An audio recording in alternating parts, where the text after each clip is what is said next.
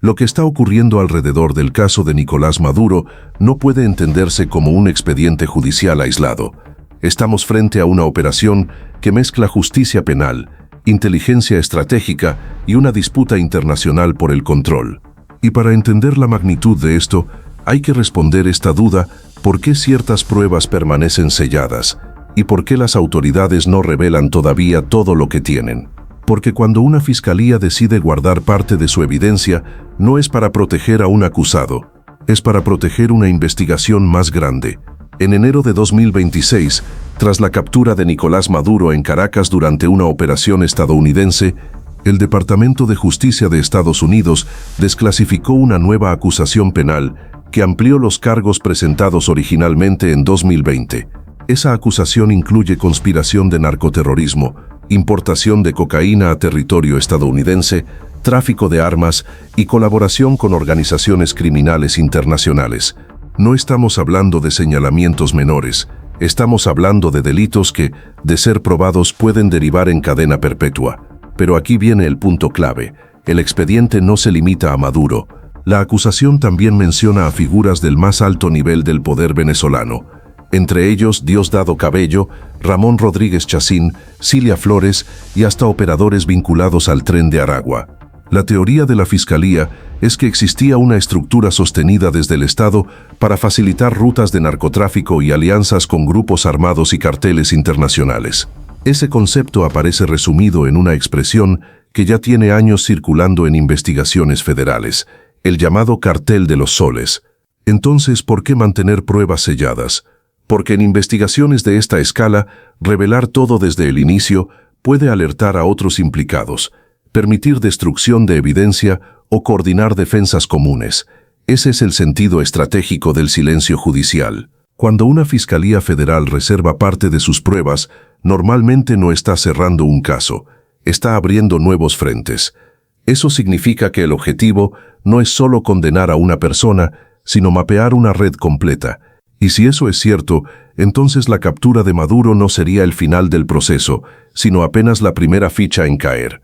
Ahora bien, esto nos lleva al segundo punto: la presión judicial como mecanismo para obtener cooperación. Porque en Estados Unidos, un acusado de alto perfil no solo representa un objetivo penal, también puede convertirse en una fuente. Y en casos complejos, la colaboración interna vale más que cualquier documento. Por eso la presión no se mide únicamente en años de condena, sino en la capacidad de quebrar resistencias. En el caso de Maduro, la Fiscalía cuenta con testimonios potencialmente decisivos. Uno de los más relevantes es el del exjefe de inteligencia militar venezolano, Hugo "El Pollo" Carvajal, quien se declaró culpable en 2025 y quedó en posición de cooperar con los fiscales estadounidenses. También aparece el antecedente del general Cliver Alcalá, quien ya había admitido conspiración con las FARC años antes. Ambos nombres son importantes porque estuvieron dentro del aparato chavista y conocen desde adentro sus dinámicas operativas. Aquí surge una pregunta para la audiencia: si antiguos aliados del sistema comienzan a colaborar con la justicia internacional, ¿hasta dónde puede escalar esa información? Porque no estamos hablando solo de rutas de droga. Estamos hablando de decisiones políticas, relaciones con grupos armados, financiamiento clandestino y posibles conexiones internacionales. Esa es la verdadera dimensión del expediente. Y esto conecta con el tercer punto, quizá el más delicado. Durante años, distintos organismos y analistas han señalado que Venezuela no operó únicamente como un país con crisis interna, sino como un nodo geopolítico donde convergieron intereses criminales, energéticos y diplomáticos. La acusación estadounidense sostiene que hubo relaciones con las FARC, el ELN, el Cartel de Sinaloa, el Cartel del Noreste y el Tren de Aragua. Eso implica una red que trasciende fronteras. Pero aquí es donde hay que ser rigurosos. Una cosa es la narrativa política y otra la evidencia judicial. Lo verificable es que la acusación formal describe alianzas con organizaciones catalogadas por Washington como terroristas o criminales. Lo que todavía debe probarse en tribunales es la profundidad de esas relaciones y la responsabilidad individual de cada acusado. Y eso importa, porque un caso de esta naturaleza no se resuelve solo en medios de comunicación, se resuelve con pruebas, testigos y documentos. Sin embargo, el impacto político ya es evidente. Después de la captura de Maduro, Venezuela comenzó una reconfiguración interna. En abril de 2026, el gobierno venezolano impulsó cambios en el Banco Central y en el Tribunal Supremo de Justicia. Oficialmente se habló de modernización institucional, pero en la práctica, muchos observadores interpretan estas decisiones como intentos de reducir la influencia de figuras ligadas al antiguo núcleo de poder. Eso nos dice algo importante. Incluso dentro del oficialismo hay movimientos para adaptarse al nuevo escenario, porque cuando el liderazgo central es removido o judicializado, las estructuras internas buscan reorganizarse, y esa reorganización puede ser tanto una oportunidad de transición como una estrategia de supervivencia. Ahora, respecto al relato que busca presentar a Maduro como pieza para llegar a niveles superiores, hay una lógica procesal clara. En investigaciones federales, el acusado visible puede ser utilizado para escalar hacia otros actores si decide cooperar. Y aquí la gran pregunta es si la Fiscalía estadounidense considera que todavía existen responsables con mayor capacidad operativa o financiera fuera del radar público. Algunos discursos sugieren que sí, que habría actores por encima o detrás del liderazgo visible. Eso es una hipótesis, no un hecho probado. Pero tiene sentido estratégico. Cuando una red opera durante décadas, raramente depende de una sola persona. Siempre existen intermediarios, facilitadores y aliados externos. Por eso las autoridades suelen enfocarse en seguir el dinero, rastrear bienes, congelar activos y reconstruir vínculos internacionales. En el caso venezolano, la propia acusación incluye mecanismos de decomiso y recuperación de bienes derivados de actividades ilícitas.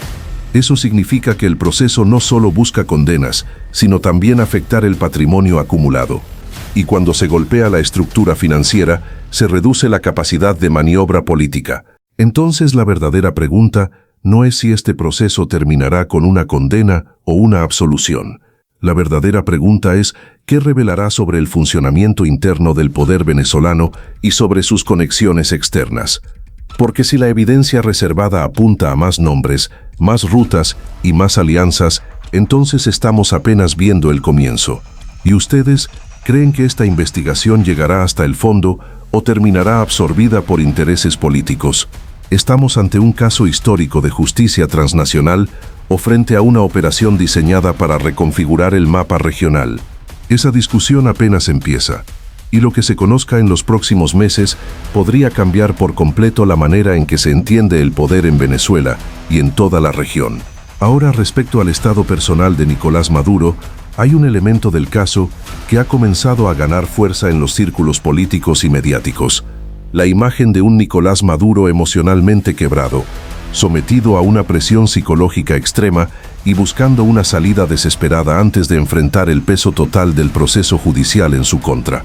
Según versiones que han circulado en entornos cercanos al caso, Maduro habría solicitado directamente a Donald Trump compasión y protección, planteando que su estado mental se ha deteriorado de forma acelerada desde su captura en enero de 2026 y su posterior traslado al Centro de Detención Metropolitano de Brooklyn.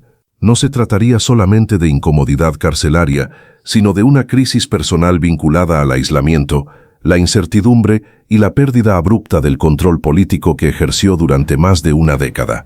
La narrativa que emerge es la de un hombre que pasó de ocupar la cima del poder en Venezuela a enfrentar un encierro bajo condiciones de máxima vigilancia, sin capacidad de decisión, sin estructura de mando y con un horizonte judicial incierto. Ese contraste no es menor. Para alguien acostumbrado a un entorno blindado, rodeado de escoltas, asesores y privilegios institucionales, el choque psicológico puede ser devastador. Diversos reportes sobre su estadía en Brooklyn han señalado que se encuentra en una unidad de seguridad reforzada, descrita incluso por medios estadounidenses como una especie de cárcel dentro de la cárcel, reservada para detenidos de alto riesgo o con perfiles sensibles. En ese contexto, la versión que circula sobre su estado emocional describe episodios de ansiedad, insomnio persistente, irritabilidad y una sensación creciente de desesperación. Se habla de noches en las que habría elevado la voz repitiendo que sigue siendo el presidente de Venezuela, como si intentara aferrarse a una identidad política que ya no tiene efecto real dentro de su entorno inmediato. Esa insistencia no sería solo un gesto simbólico. Para muchos observadores, reflejaría la fractura entre la imagen pública que construyó durante años y la realidad concreta de su situación actual. La caída del poder absoluto suele venir acompañada de un colapso interno, especialmente cuando el individuo percibe que ya no controla ni su narrativa ni su destino. Y aquí aparece uno de los aspectos más sensibles, la posibilidad de que ese deterioro haya impulsado una petición explícita de salida negociada. Según la información difundida, Maduro habría solicitado garantías judiciales, protección personal y, sobre todo, una vía para evitar enfrentar consecuencias penales definitivas. En esencia, una amnistía encubierta bajo argumentos humanitarios. La lógica detrás de esa solicitud sería clara. Si el escenario judicial apunta a una condena severa, entonces la única alternativa viable es transformar el proceso en una negociación política. No sería la primera vez que un líder procesado intenta convertir un expediente penal en un acuerdo estratégico. Pero aquí hay un punto crucial para entender la dimensión del asunto. Pedir amnistía implica reconocer que el riesgo es real. Nadie solicita protección extraordinaria si cree que saldrá absuelto sin dificultad. Esa petición, de existir en esos términos, revela conciencia de vulnerabilidad. Y eso cambia completamente la percepción del caso.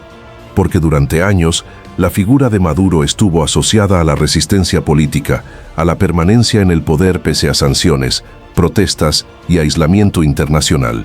Ahora, la imagen que se proyecta es la de un dirigente que comprende que su margen de maniobra se ha reducido drásticamente y que necesita una salida antes de quedar atrapado en un proceso irreversible. Hay además un elemento simbólico imposible de ignorar: el contraste entre su situación actual y las denuncias históricas sobre las condiciones de encarcelamiento en Venezuela. Organismos como Amnesty International y Human Rights Watch han documentado durante años casos de detenciones arbitrarias, aislamiento prolongado, tortura psicológica y física bajo el aparato estatal venezolano. Ese antecedente convierte su situación actual en un poderoso giro narrativo. Quien fue señalado por permitir o tolerar abusos, ahora experimenta desde el otro lado la pérdida total de autonomía. Para una parte importante de la opinión pública, esa inversión de roles tiene una carga política y emocional enorme. La pregunta que surge entonces es inevitable: ¿estamos viendo una estrategia de presión calculada o un auténtico colapso psicológico? Probablemente haya elementos de ambos. Los sistemas judiciales de alta complejidad entienden perfectamente el valor de la presión emocional como parte del proceso de negociación. El aislamiento, la incertidumbre y la restricción del entorno no son casualidades, forman parte de un diseño institucional que reduce resistencias y aumenta la probabilidad de cooperación. Si a eso se suma la caída del círculo de poder, la exposición pública y la imposibilidad de recuperar control narrativo, el resultado es un desgaste progresivo que puede empujar al acusado a replantear su posición. Y aquí es donde la audiencia debe hacerse una pregunta de fondo. Si un líder que gobernó durante años bajo una estructura cerrada termina solicitando compasión y protección, ¿qué nos dice eso sobre la verdadera solidez del poder político cuando desaparece el aparato que lo sostiene? Porque al final, el caso no solo expone un proceso judicial, también desnuda la fragilidad humana detrás del liderazgo autoritario. Y en política, esa imagen de debilidad suele tener un efecto más devastador que cualquier sentencia. Porque cuando un dirigente deja de proyectar control, comienza a perder algo aún más valioso que el cargo: la percepción de invulnerabilidad. Lo que estamos viendo en este caso no es solamente el juicio de una figura política, sino la exposición de una estructura de poder que durante años pareció intocable y que hoy enfrenta un escenario completamente distinto. Cada movimiento, cada revelación y cada decisión judicial abre nuevas preguntas sobre el futuro de Venezuela, sobre el alcance real de la justicia internacional y sobre cómo se reconfiguran los equilibrios cuando una figura central cae bajo presión. Y esto apenas comienza. Por eso quiero saber tu opinión. ¿Crees que este proceso llegará hasta las últimas consecuencias o terminará convertido en una negociación política? Déjalo en los comentarios porque tu visión es clave para enriquecer este debate. Si te interesa este tipo de análisis profundo, directo y sin filtros, suscríbete ahora mismo al canal, activa la campana para no perderte los próximos reportajes. Comparte este video con quienes necesitan entender lo que realmente está ocurriendo y regálanos un like para que esta información llegue a más personas. Y si quieres seguir conectado con los temas que están marcando la agenda internacional, aquí en el canal tienes más contenido para continuar investigando junto a nosotros.